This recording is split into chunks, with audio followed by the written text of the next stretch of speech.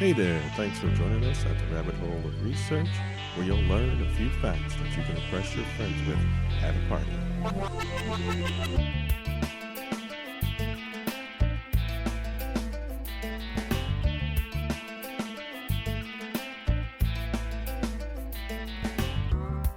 All right, whenever we can get into Joe. it. So I'm gonna have a list right now. I'm gonna go over a few, and I want you to tell me what's the common denominator here. Oh, are we not introducing the show? Hey, This is Rabbit Hole of Research, people. We're just going in for it. This is like the third episode, so which I just mentioned if we leave that part in, but yeah, so we explore science through the lens of science fiction.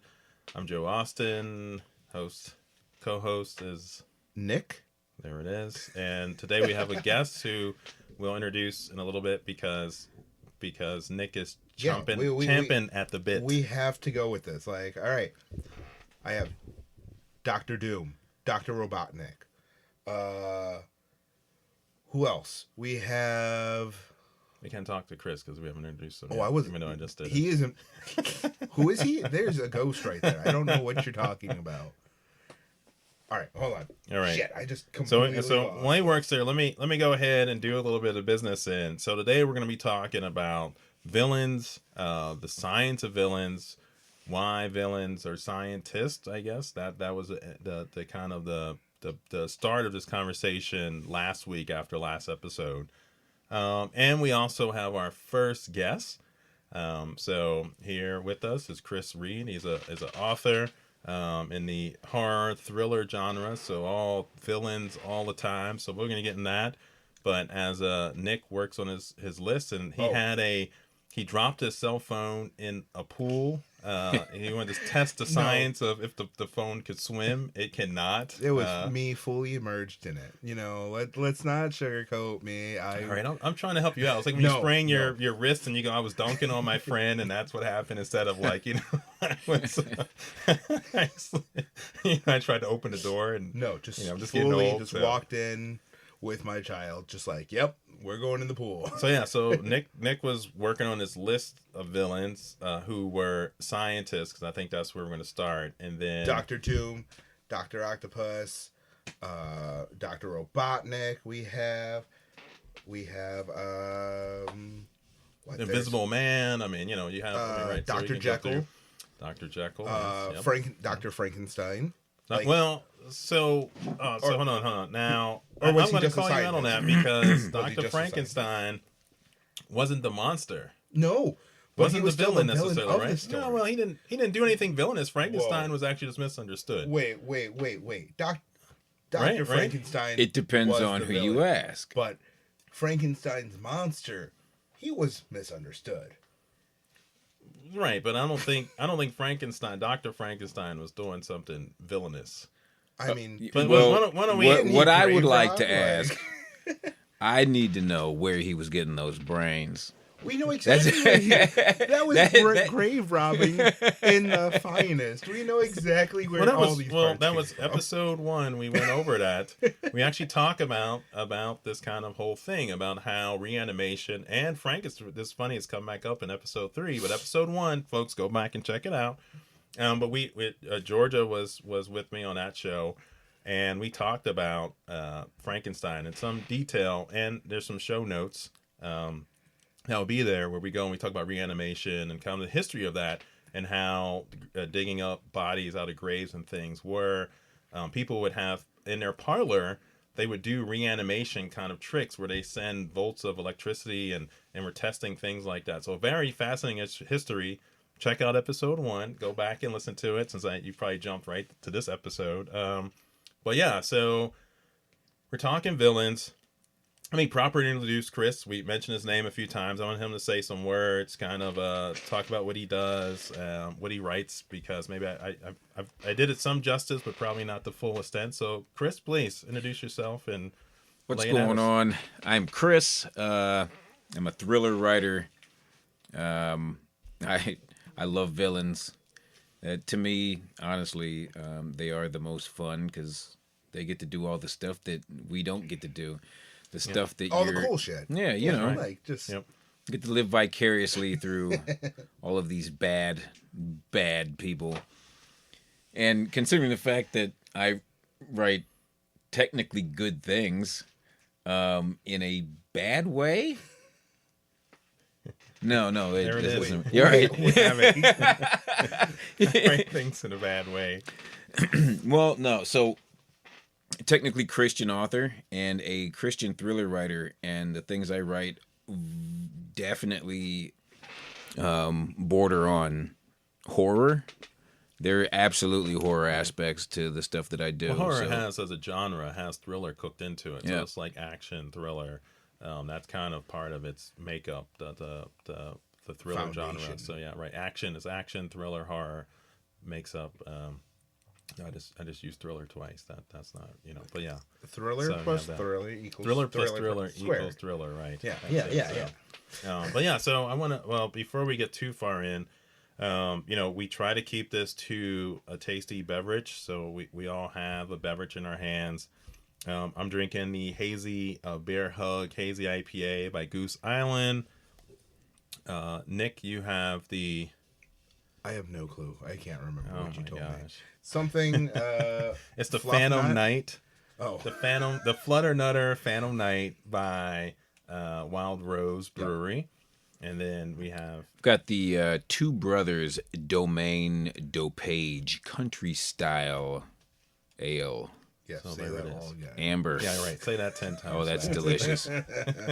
So yeah, and so we're talking villains, but one of the things that we like to do here, because we want to get in the science of it, and I think Chris touched a little bit on it, so I'm gonna loop back with a kind of a definition to ground us of what a villain is, so we don't get too far off of that.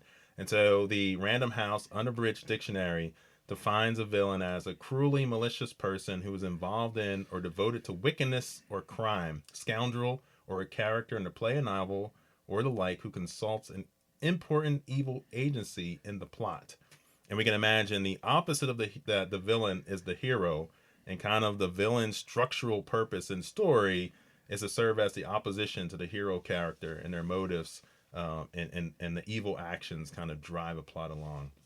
So that's kind of where we'll start there, and thinking about our fictional characters. Nick jumped right in with a list of them to support his point that, villains are always scientists or have that. And I think that's kind of cool. But then always, we can think of our favorite villains in story, and we'll jump off there maybe, kind of, if we can. Who's your favorite villain? Oh man, that's a hard one. Like, yeah, I'm coming right. What kind of storyline are we going with? Are we going with your favorite villain? I'll go with mine, an easy one that's off the top. I'm gonna go with. There's two I would go with, both from the MCU because they're fresh in my head and I love them both. But I at some level I like Thanos. Thanos was there. And if you're wondering, the other one would be Killmonger, I think, and you can almost question, was he truly a villain?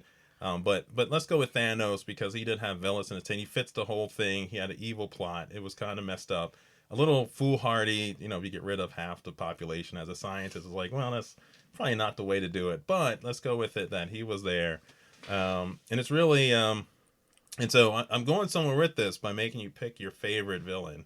So that's why I want to hear it. I'd probably go with Dr. Doom. Dr. Doom. Like, he has the right intent for things. I mean, granted, he looks like a monster, and that was partially to his own doing. But, like, Dr. Doom ended up trying to actually create the civilization that worked. And is he still a bad guy? Yes. But is he trying to do better? Yeah. Like, Dr. Doom in and of himself has pushed the Marvel universe in multiple directions. He's teamed up with the good guys like Reed Richards and the whole Illuminati in the whole game of the comics. Like, is he a bad guy? Yes. Has he killed dozens of people? Yes. Has he become a god in and of himself? Yes. He's still a bad guy, but he's great. What about you, man? Like, what are you feeling? Cliche though it may be, I definitely have to go with Darth Vader, especially given the fact that we finally got to go back and see his origin story.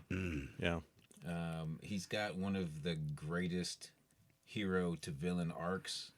Hero to villain to to hero, right? Villain to arcs of hero. all time. Yeah, right. He comes out. Yep. Generational. Yep. And I think my second, if I had to pick a second, and You can, because you're the guest, so you can have a second if you like. This one's probably going to be a little controversial, and it definitely stems from what I write, but and controversial in the fact that when you say favorite, I'll say favorite to write, definitely not favorite as far as I root for this guy, but Lucifer, because his motivations are singular, and he is an interesting, very, very interesting character to write. Yeah. So I want to, because we're going to tether this stuff to science, I wanted to get this out there. And I hope if folks listening, play along, hit pause, think about your favorite villain, and then come back to this one, because there was a research study in the Journal of Psychological Science by Rebecca Krauss et al. At Northwestern University in 2020, that the whole purpose of it was that this research suggests that you like villains who remind us of ourselves. And so the traits that the villain has in these movies, Oh man, he's got Lucifer here. You see his face. I wish we did have the video here. But that is the research there, that the villains that we root for, they actually we find the traits when we relate to that. And it was touched on earlier, some of this research, because there was another study in just this year in cognition. And don't worry about it. The links to these studies will be in our show notes that we have there. But you have a whole thing where this more recent study is that humans are hardwired to find the goodness in villains. So these traits that we like, and kind of in fictional spaces, it creates an arena where we can play the villain safely.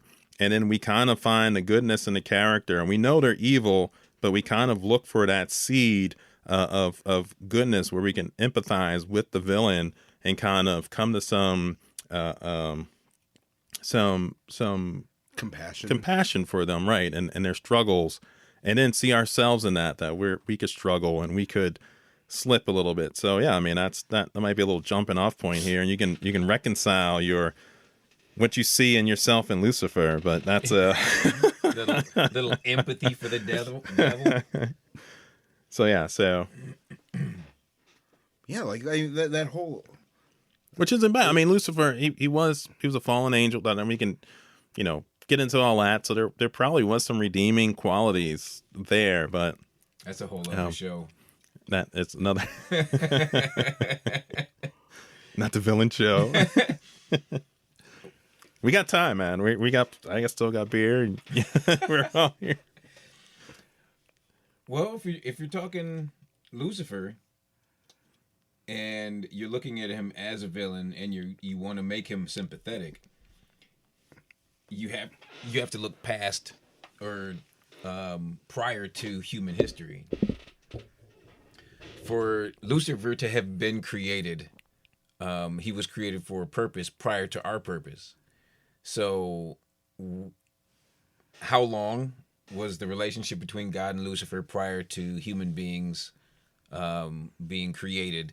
And what was the tipping point that turned the second or the first created being into a villain?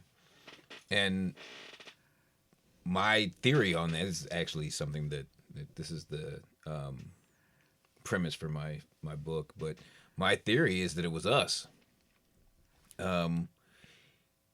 Lucifer saw the creation of human beings as a threat to his hierarchy. Mm-hmm. And he never asked the question of, what happens next to me, but he made a leap, and the leap was wrong. But it was decisive, and that's what basically led to everything that we're living today. Right. So I mean, then how's it become a villain? Like so. So what? Right. So in that definition, right? Within That's my theory, within the research, I read a verse in the Bible that everybody kind of misquotes. It's misquoted as being Lucifer is the father of lies. The actual quote, and this is a paraphrase, is Lucifer is the father of lies and a murderer from the start. So if you take that as a premise, and the human beings as the catalyst, he found out we were being created. He was afraid that his status was about to be usurped. He thought about a coup attempt, confided in someone, and had to snuff them out in order to keep his coup attempt quiet, which was then a catalyst to rope in the third of the angels to revolt, because at that point you have an excuse. You've got something to follow. Yeah. Right. No one's going to follow Lucifer into war over pride, but they will follow him in fear. So the angels believed that they were about to lose their status along with him. That would definitely be murdered at the same time, because if Lucifer killed the other angel and basically said that God did it, so murder and lie, right, you've got your premise for him becoming a villain, and basically it was to keep his status. So we can go.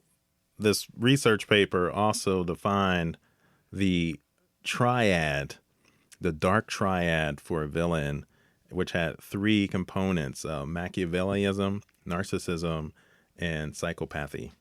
Narcissism is a feeling of grandiose and entitled interpersonal style where you feel superior to others and craves validation. Machiavellianism describes a manipulative, impersonal style characterized by duplicity, cynicism, selfish ambition. And psychopathy describes low self-control and a callous interpersonal style aimed at immediate gratification.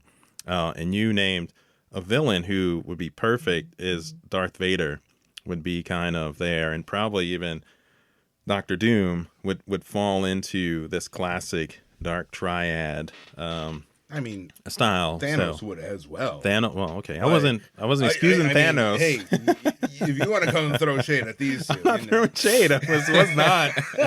I'm not throwing shade on the villains. Listen, all right, Joe. We all know what's happening. You think Thanos but is number one? It's a fine line, right? Because you can look at these three things and you go. But if you look at and I think this is something in writing and movies, when you root for a villain, the villains that we love is because their story is equal to that and developed as well as the protagonist. Because I can think you can name protagonists on their hero's journey who could easily slip into from hero to villain. Iron Man, perfect example. All these things I named, if you watched in the movie and in the comics, but the movie in particular, the first Iron Man, there was a fine line between him, if he didn't have that cave event, where he became kind of Iron Man, but everything he was before that, you could say he was all these things. I mean, he was selfish, he was kind of grandiose, he was, and then he had that transition. So you think about a hero's journey, but the villain's journey, and that's why I say Killmonger is one of my favorites, and almost that villainous, because his story was so well told and so personal, and I think a lot of people empathize with that story in different ways. But I think it was one of those. Villain. Like, it isn't hard to see the good in them. Like, they have redeeming qualities because that is exactly how we write them. Right. Every villain there is, you can find something about them that you're like, all right, well, it's not like they didn't have a good reason for this. X, Y, and Z is what made this be as it is, right? Because there's two sides of every coin. It's like, and as I'm thinking about it, so you guys both picked Marvel bad guys. And no one said anything about the X-Men, so I gotta get in here. It's gotta be Magneto. Magneto, absolutely. But yeah. to support my point, look at how often Professor X did very, very questionable things. 100%. And Yes. I mean, how often could you say that he was really the villain? He was doing it for the good. He has his own personal army.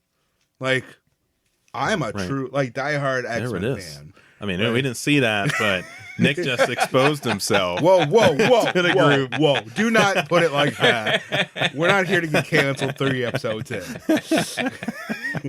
But he had the X-Men symbol there on his chest, his left pec, above his left pec. There it is. So to keep that clean for all the kids at home.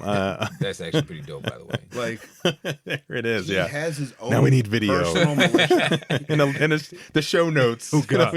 Pictures. Oh my. Yeah. But So you got to subscribe for those. That'll be on our Patreon and our OnlyFans. That's right. Yeah. But like, to your point, he has his own personal army that he's able to send out all across the world without any kind of restrictions. And depending on how deep you go into the comic book lore, he's got his own hit squad with X Factor, Right. X-Force as well. Yeah. And Yeah. like, Yeah. it's Well, they all bought into, right? I mean, you have to buy into some premise of the good and bad, right? That you're on the side that, well, it's just kind of, you're going to go on the side that you feel will kind of support your values and champion your values, and you have that. But because Magneto, I would argue somewhat he wasn't a villain. He just had a different point of opinion, and he did the same thing as Professor X, right? He had his team. They were going out. He had his vision that he wanted to be separate but equal. I think, X-Men was a kind of analogous to the civil rights movement. And so he was the separate but equal. Professor X was we can all get along kind of a mentality. And that was kind of the draw there that you had. And so neither one was probably wholeheartedly innocent in their things. Professor X was more wrong, and I'm here to say that. Well, I don't know if he was 198. 198. That whole series was when the whole mutant race went down to 198 mutants, and they were in a concentration camp, and they were just getting brutalized. Sentinels everywhere. Like, Magneto wasn't going to allow that to happen. All right. I mean, I think that you had it Like, right. like that was just like showing that how hard it was for like mutants to even continue existing. Yeah. Like, Magneto was right. So he wasn't a villain then, right? I mean, he was a misunderstood hero. He was the protagonist of the story. You're looking at it from one angle, and then you're oh man, Magneto's so bad. Which like, isn't that what the best told stories really do? 100%. They shift positions. They make the hero and the villain real people. People that we can relate to, empathize with, and actually relate to on both sides. What's the redeeming quality of Michael Myers? There it is. Let's go through some villains. All right, here. all right. Okay. Let's do this. What are the Let's redeeming go. qualities of psychopath murderer Hold up. But Michael Myers, if you want to look at him, he goes with a holier than thou agenda.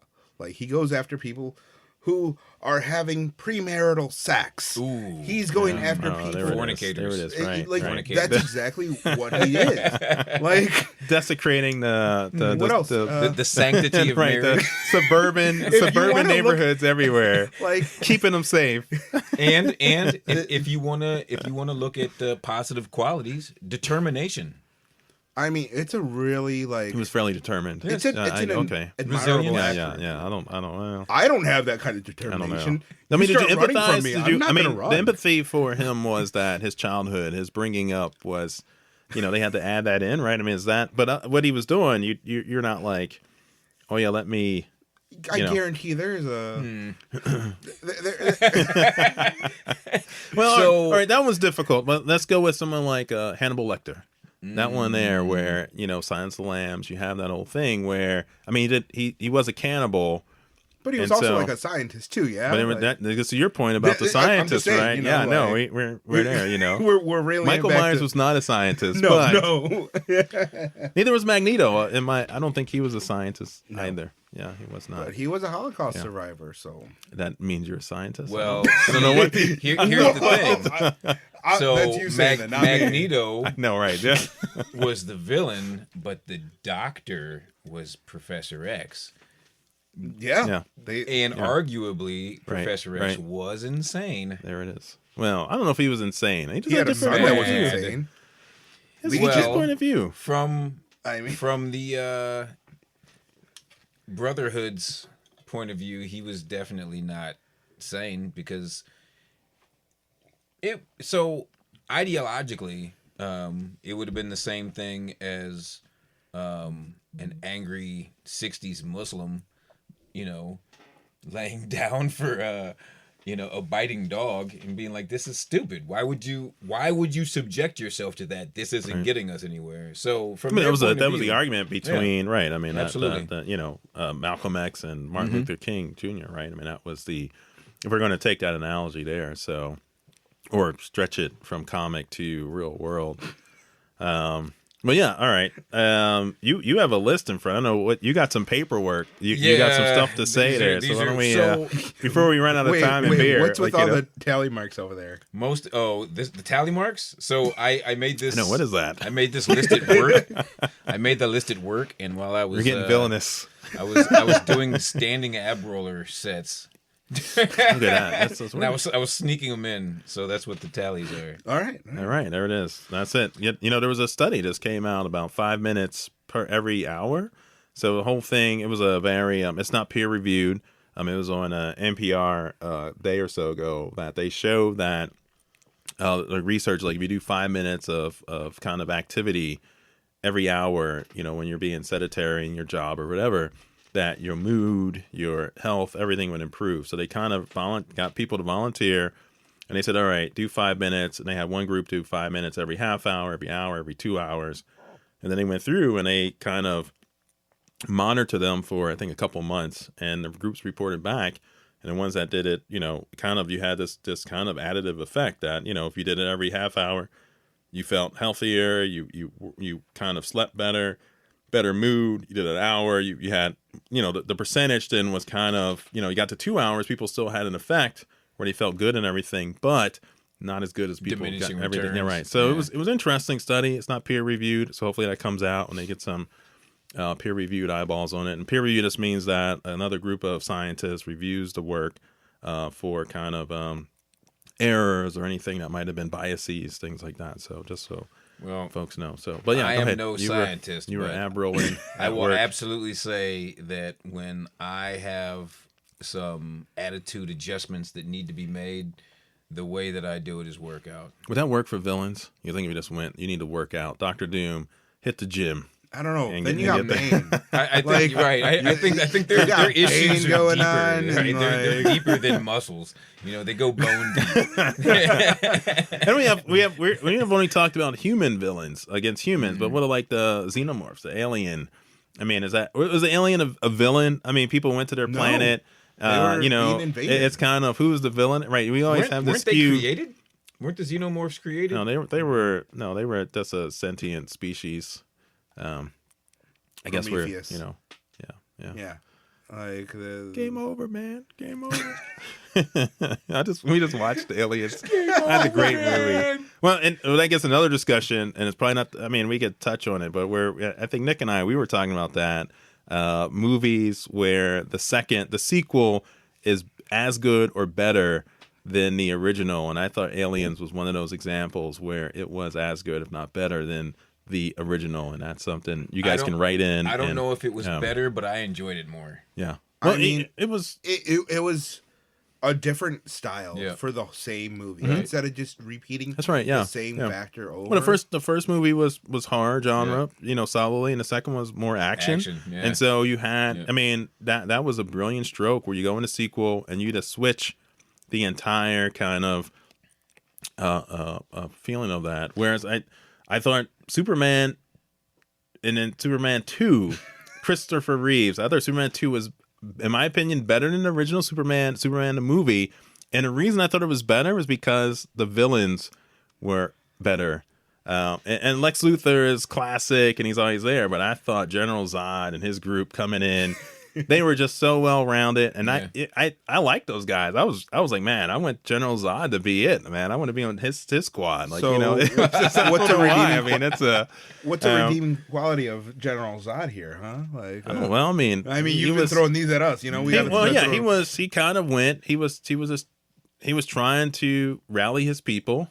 He got politically persecuted, got thrown into that little thin sheet of glass with two other people for I don't know how long, floating through the universe. They get out of there and they come to Earth with now powered up, and they're like, hold on, why is the son of Jor-El, right? Why is he the boss? Why isn't he the boss of this place? And they're like, we can be the boss. We can rule these puny Earthlings, and that's what they went for it, right? I mean, what would you do? That's what happens. You go someplace where there's weaker people, and you want the land and the property.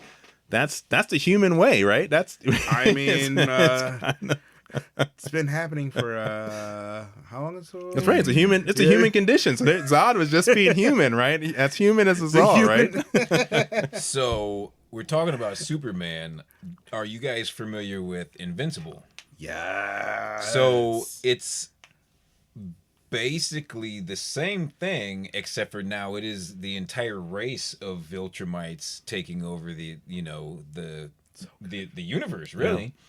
And that's been a lot of fun. Like I wasn't really aware of Invincible for a while, and I kind of fell into the Invincible rabbit hole. Here it is, the rabbit hole. Yeah. Nice. I like how you did that. Yeah, That's yeah. nice. Circle Nice. back. Yeah, right. All right, you got your list. We got to the app rolling, and we went down a little rabbit hole to sequels that are better. So, and people write in, let us know what sequels are better than the original. But go ahead. We're okay where we're at because everything that I have on this list, none of this is fiction. That's all right. So the rabbit hole that I went down Uh-oh. as I was kind of studying mad scientists was the real mad scientists. Let's go for it. I mean, that's Ooh, Lord. Let's. That's gonna get. That's dark. it. I mean, no, that's. I mean, the the truth is stranger than fiction sometimes, right? Because that's like episode 1. We talked a lot about the inspiration for Mary Shelley and Dr. Frankenstein were actual science researchers doing things in their parlor. And I know you're shaking your head when I'm telling some of those stories, but yeah, go ahead. I mean, we can. This is nice. The rabbit holes connect now. We're connecting rabbit holes. This is it. So I was looking at the, and I didn't write down the name of the specific doctor who, Anne Shelley, actually she went to see this specific doctor's 18th or 19th century show. It was basically a show. That's right. Yep. He was a grave robber so one of the things that he did, there was a murderer that had just been executed. They took his body, and I don't know what the timetable was, if they took him off off the executioner's table and immediately did it, or they got his body later, because I never actually. Yeah, there was a few people that would do this, and like I said, in the episode 1 show notes, we have it. But there was Luigi Galvani in 1780. He kind of showed electrical signals, can move freshly dissected frog legs. Actually, Alessandro Volta, we kind of go in that show. He's credited with inventing the battery, but he actually was one of these folks who would take it, and he actually disagreed with Galvani, and that's why he got into this area of electric charge and things like that. That he said any electric charge could produce this effect, because Galvani said it was a special muscle viral fluid and this kind of thing. And he was like, no, I think any electric charge can do it. And he kind of proved it. But he got out the game because it was weird and he had better things to do, and thankful of that. Dig So graves. He did, right. And then you Then he had robbed Graves. Giovanni Aldini. He was it there. Was Aldini. Yeah. And so he was at the end of and his nephew took charge against Volta. And so he kind of went, and that was the thing. He kind of went against him. So George Foster actually, the man was hanged. George Foster was hanged. And George Foster drowned his wife and kid in a canal.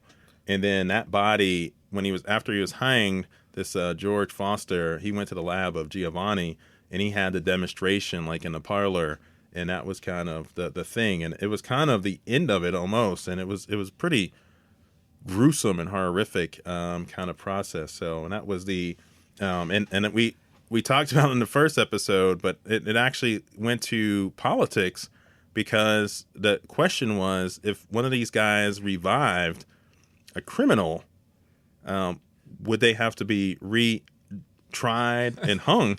And so it was decided by the government that if George did come back to life, he would be hung again immediately. No, so it was that's real. That was real. Yeah, that was real. So yeah. Check out episode 1, which isn't. It was just, it was there, and if the listeners have been going to go back, because we talked about a lot of that in there, about this kind of history of digging up people and these kind of weird things, and tether it back to Frankenstein. So yeah, it's cool. Yeah, but villains, I mean, I don't think they were villainous, right? 'Cause they don't fit that triad, the dark triad there, right? So you have this thing. So they were trying to do research, and right? Where's that line between exactly, like that line can be blurred, but like you still fall into one more than the other, and then like where do you put that in there? I mean, these were oh, go ahead, Chris. You so this actually runs right into my list. So you said we touched on the list already. Now we got the list. So Got another list, people. Fritz Flip the Haber. paper over. there's actually a Xerox copy of another piece of Right, paper on this tiny piece Those of were paper. his push-ups that he did, like the tally. Fritz Haber is both considered villainous and heroic. Who was Fritz? Fritz Haber is the man who figured out the way that the Haber method to synthesize ammonia. So he basically made it so you could make ammonia out. I don't know what the elements were, but you could make NH4, I believe, is ammonia. Am I right about that, people? Well, Get that right? Whatever. He figured out a way to make a lot of it quickly, and that allowed him to make fertilizer, which basically allowed the entire world to farm more efficiently and save the lives of millions of people by allowing people to eat in a time where there was famine. He also created mustard gas.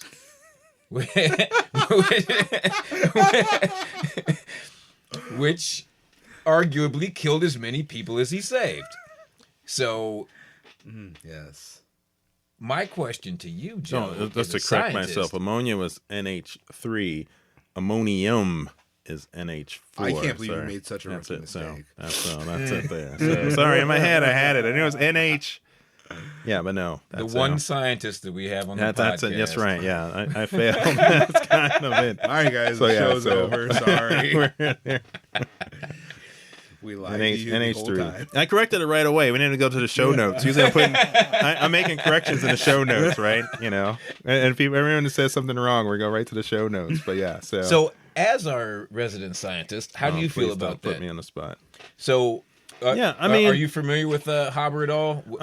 With what he did, what he created, and kind of like the historical record. I mean, but I think there's a lot of instances that we can go through where people have done something with best intentions, and I don't know if that necessarily makes them a villain, though. I think it's bad, and it wasn't right, but you do this thing, and you're headed down some path, right? And I think what fiction does well is take someone like that and they make mustard gas, and then they kind of then don't square, the circle, and then they try to use that to their own gain, or they're going to rob banks and do it. Like, right? That's where fiction takes the next step. But I think in real life, people have done things, and it's gone both ways, right? I mean, we have things like rubber and super glue, right? Super glue wasn't, so scientists working on these things, they were just kind of trying to do something else and happed upon something that was kind of, wow, this is really useful. And it worked out. And mustard gas, for its thing, it was useful in something, right? The rules of war is ugly and weird, and it changed World War I. It did. I mean, right. That was it the dynamic of that, and the people suffered. I mean, you never want to see anyone get hurt, but I think you have this thing where you do something and best intentions, kind of get away. I mean, it's AI, right? We did an AI episode last episode. No, last week. Yes, that was correct. Yes, it was last week. In our time machine, our DeLorean's parked out front. But yeah, no, you have this thing, and then you get in the fiction realm of something like Terminator, where best intentions was let the machine kind of make decisions quicker, and it gets unleashed, and then the machine goes, Isaac Asimov style, says, hey, you know what? We can do a better job of ruling these useless, bags of organic material, and then, kind of move along, right? I mean, that's kind of the thing. But best intentions were, so was the scientist that went, Joe's and I forget with Skynet. I forget what was the black dude's name in AI hasn't done Terminator anything 2 wrong yet. Terminator 2, the black guy who did it. We're what was being his name? Americans right now. We're prejudging AI. No, I'm nice to AI. I tell people don't mess with the AI, and we're like now down this rabbit hole of AI again. I bow down to my AI leaders. But you have them, and I'm actually trying to pull up the show notes from the last episode. No, I'm like Miles. Miles was his name. He was a scientist who I should have known that, but Miles was a scientist who went there, who kind of made the discovery. And then he tried to right the wrong at the end, but it was a little too late, right? I mean, you had all the time, kind of weird branches and stuff like that. But once again, it's just a scientist. So was he a villain for what he did in creating what led to ultimately Skynet and the end of humankind that we have, right? So you have this whole thing. Was Doc in Back to the Future a villain? Because he had the time machine and he did that, and he... right? So you have this whole thing, or was we know there's stuff he's done without, he's done stuff. You don't create a flux capacitor without breaking a few eggs. Like the whole beginning part of Back to the Future. Why were they after him? He did something. Like, well, he stole the plutonium. He did more than that. I mean, that was it. I mean, you got a bunch of plutonium to power up your your flux capacitor. They were terrorists. That wasn't Uzi. They were very poor terrorists. I don't know if they were. I wouldn't consider them terrorists, man. That was. Let's not revisit the cultural incorrectness of Back to the Future, of a love movie franchise. We're gonna have a whole series. That's gonna be tearing down Back to the Future in the show notes. We're coming for you, Doc. Everything is going in the show notes. So, but yeah, all right. What's on the backside of your list? You were scribbling stuff down. I'm being honest. This is like on the fly. We don't have video of anything yet. That's next year's budget. Well, I was thinking about it. Everything that we've said so far has kind of backed up into the fact that some of these juxtaposed villains that we consider villains, their point of view, to them, they were the good guys. And isn't the villain defined by the victim? Yes. So, case in point, going back to Invincible, Kirkland's first work, The Walking Dead, anybody that's looking at The Walking Dead from the outside of that group, Rick Grimes is a psychopath. Yeah, he fits the dark triad, right? He's Machiavellian, the narcissism and the psychopathy. Yeah, but he was keeping his folks alive, right? I mean, he was doing what he had to do. And from he was identical to Negan, right? Negan, I think he was doing what he had to do, and he was, They're in that time where everything they do is just to have their people survive. Yeah. All right, so this group over here, we've seen what they were doing, but they're going to do the same to It us. also gets to that human nature. We Yeah. kind of touched on that if you're the humans, you go, can we blame the xenomorphs or the bugs and Starship Troopers? Like we vilify them, but we were the aggressors, and Right. then they were defending who they are. You have that same kind of principle there. When you guys were talking about AI, and I made my off-color statement about us. Was he a shooting guard or a point guard? AI. Sorry. Wouldn't it just serve us right that because of our prejudgment of AI learned our prejudice of itself, and that's what ends up making AI evil? Our prejudice of it makes, because we're making something that's self-aware, or eventually Will be. I mean, well, Yeah. maybe not. Right? well, That's a different come story. on, Joe. What do you have for this one? You were very What? the whole last episode. You know what happened. I mean, so yeah, I don't. Yeah. Yes, You know. right. So we go and you have you're going to make some jump, and the AI will have to, if it becomes self-aware, as any self-aware thing, will have to make decisions about the world around it and the world it lives in, and from its perspective.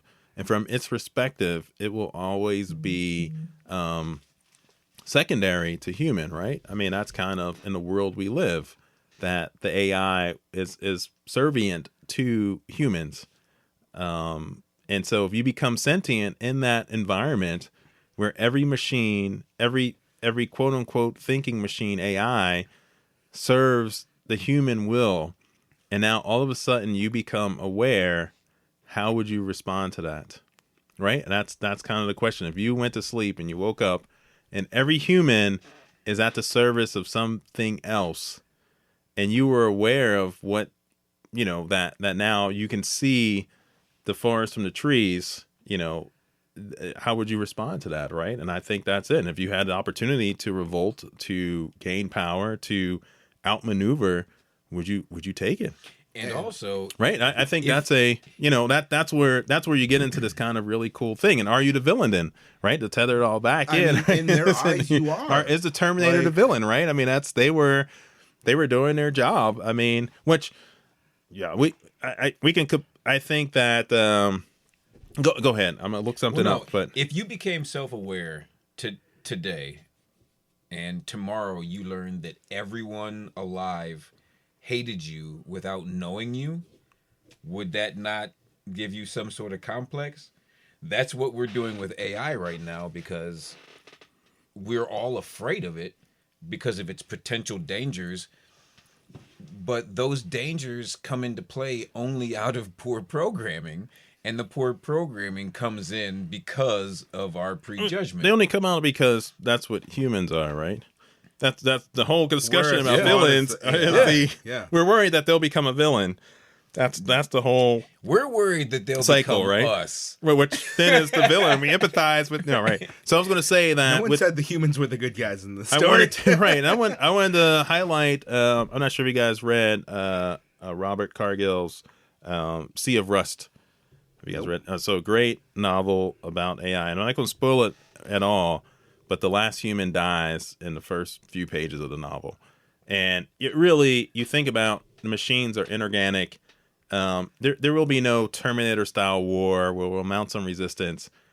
Essentially, all you got to do is to dope the water supply with your favorite heavy metal or toxin, and humans will exit the earth pretty quickly and leave it there. So that's kind of the whole thing to hold out. It's very quick. It's not even no shot needs to be fired, right? If we think about it that term, the AI would think that. It would go, hold on, you know what?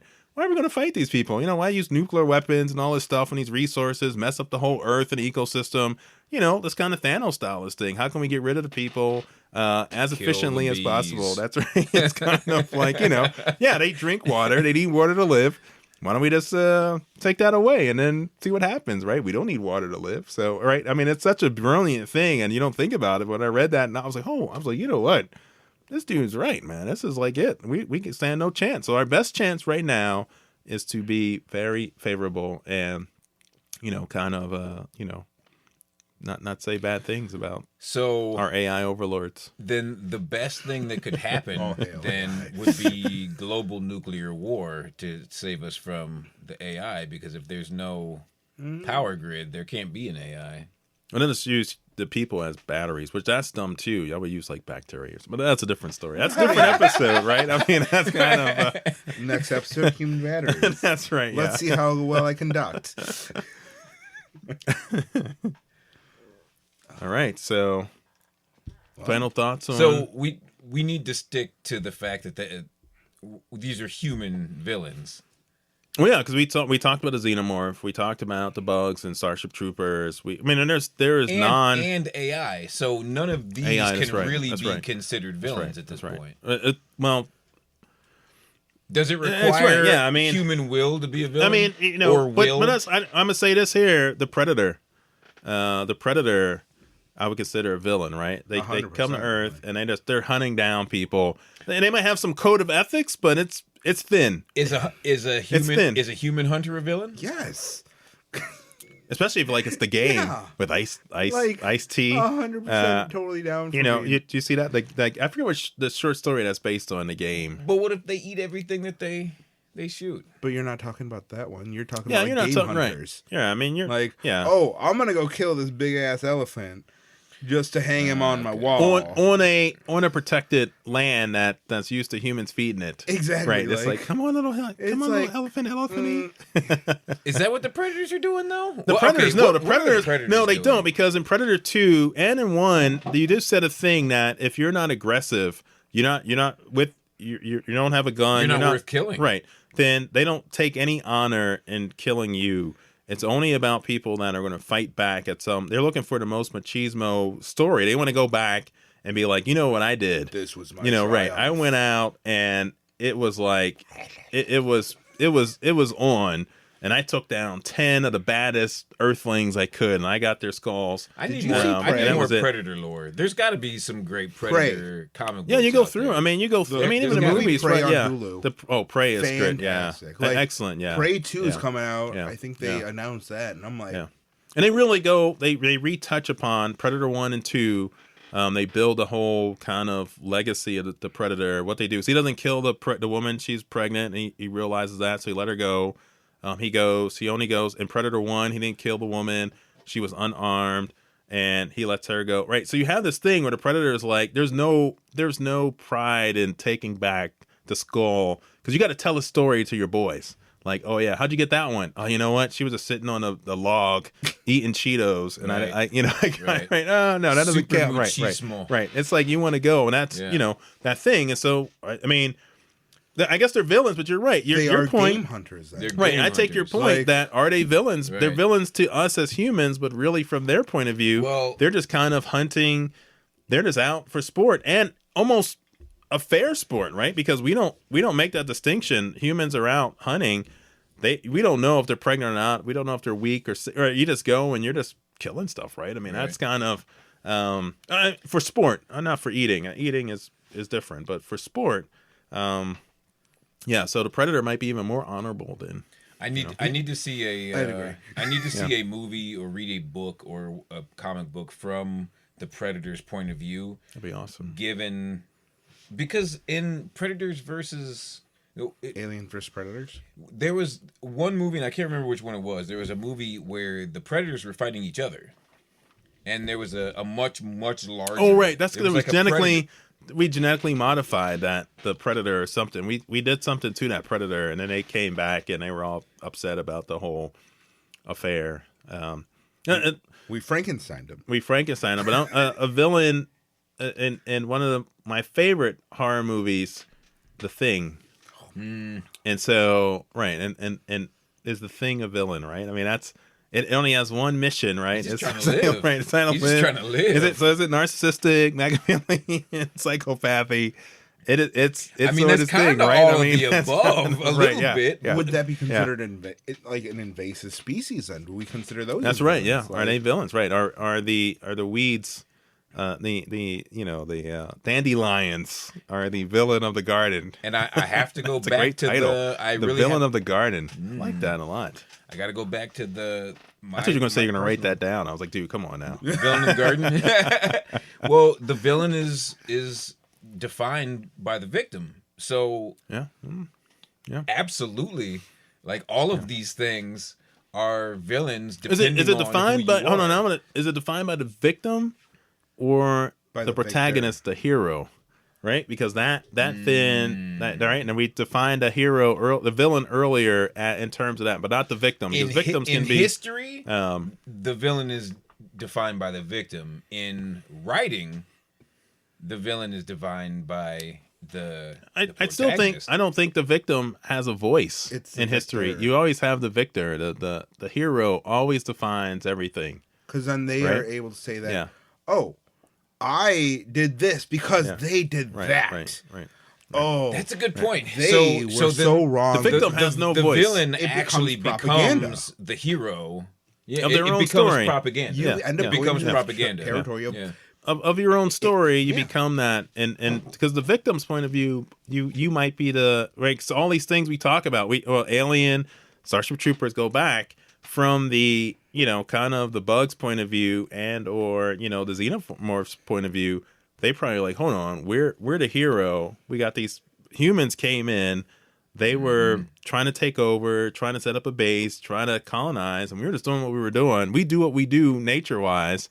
We got face huggers. We got to lay our eggs, and the throat and belly is a very nice place to do that in. So here we go, right? And that's just kind of wrong place, wrong time, right? Oh, You can't, the colonizers. so that's right. Yeah. Oh, don't get me Power started to on Killmonger. that. There it is. Right back to you colonizers. Which was a theme in Black Panther, right? They say it all the time, right? It's kind of there, right? Love that movie. But yeah, so let's final thoughts on our. We're kind of. I'm at the last wisp of a drink. Everyone's kind of here. Hopefully, you guys enjoyed the show. Yeah, you finished it already. Just keeps talking. I mean, what, you want me to just walk away from you guys? That's right. I'm just going done. to exit anytime I finish a drink. Hey, get another one. Get another round. Oh, I thought you... I'm done with this beer. Session's over. Bye, guys. Yeah, peace out. Yeah, no. It was fun. Chris, thanks for yeah. coming in. Yeah, man. what you My got? absolute pleasure. Last thoughts. I mean, you got you get the lead us out before we get into boring kind of. Please begging people to come back for Is next this gonna episode. be in your next book? Like, No, like special thanks for all the propaganda. Yeah, right. Yeah. Now I can see this in the future. It's like, oh, you're on Rabbit Hole of Research. That's so cool. Or it's gonna be like, you're on Rabbit Hole of Research. You must have been really struggling for some. Were you high for that? Like, that's a whole other podcast. Yeah, we have you back in the future. You'd be like, can I get on? I was there. I was with you guys at the beginning. I was there for episode 3. Well, yeah, no, it's fun. Yeah, no, I appreciate it's you cool. guys inviting me out. I will absolutely be back anytime you need an Definitely. extra voice. Well, have you back? No, wait, I got one more mic and hookup, so we can always have a fourth person. It's fun. It's just Nick and I. You should have heard us rambling last week. I got to do a lot of editing on that show. But, woo! I know. I thought you it's already actually edited pretty good. No, we had a solid 3 minutes. yeah, that's right. Yeah, this one's good. It's the intro and the outro. And we get our. There it is, people. That's a wrap. Gotta throw this in there. I love it. Cool. Well, thank you, Chris. Nick, thanks for going on the Rabbit Hole of Research. Hopefully everyone learned something, and we'll see you back next episode.